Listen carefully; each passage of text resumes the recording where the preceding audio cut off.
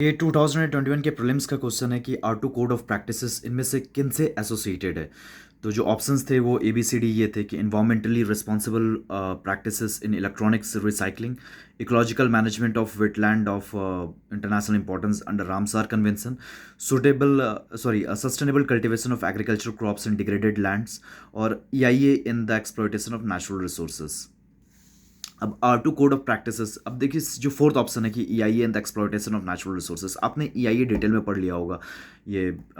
Environment का एक important chapter भी है और साथ में मेंस में ई आई ए डायरेक्टली सिलेबस में, तो आपको ई आई ए डिटेल में पता होगा और उसमें आपने R two code of practices नहीं सुना होगा। तो डेफिनेटली आप अपने ऊपर कॉन्फिडेंस रखिए कि ई आई ए से एसोसिएटेड होगा भी नहीं। और देखिए आर टू में जो कैपिटल आर है तो कुछ एक आर तो होगा, जैसे ऑप्शन ए में देखेंगे तो वो रिसाइकलिंग है, बी में देखेंगे तो आर रामसार के लिए स्टैंड कर सकता है, लेकिन डी में तो कुछ आर का कुछ है ही नहीं, या ये नेचुरल रिसोर्सेज में कुछ आर का तो है ही नहीं बेसिकली यहाँ पे। लेकिन हाँ रिसोर्सेज होगा, तो अब ठीक है ले सकते हैं कि वो रिसोर्सेज से भी एसोसिएटेड होगा, लेकिन इतना कॉन्फिडेंस रख सकते हैं कि हाँ अच्छा ठीक है या ये आपने पढ़ा है डिटेल में तो आर टू नहीं होगा, आर टू के बारे में नहीं पढ़ा है तो उससे एसोसिएटेड होगा भी नहीं। दूसरा देखेंगे जो सी ऑप्शन है, sustainable cultivation of agricultural crops and degraded lands, इसमें जो है कि आर का तो कुछ लेना ही देना नहीं है।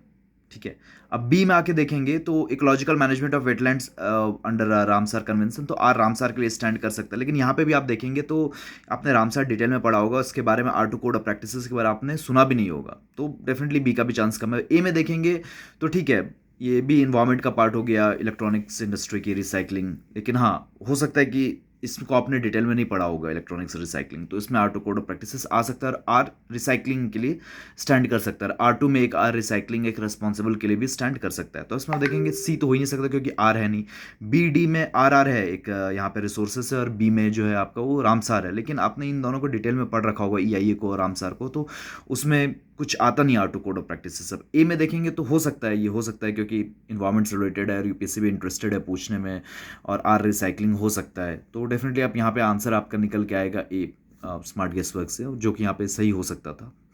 अब रही बात है, और बी में भी इवन आपको पता होगा रामसर कन्वेंशन में जो कंसेप्ट है वो वाइस यूज का कंसेप्ट है, जो ऑलरेडी मेंस में पूछा जा चुका है, तो डेफिनेटली थोड़ी नॉलेज से थोड़े गेस वर्क से आप इस क्वेश्चन को सॉल्व कर सकते थे।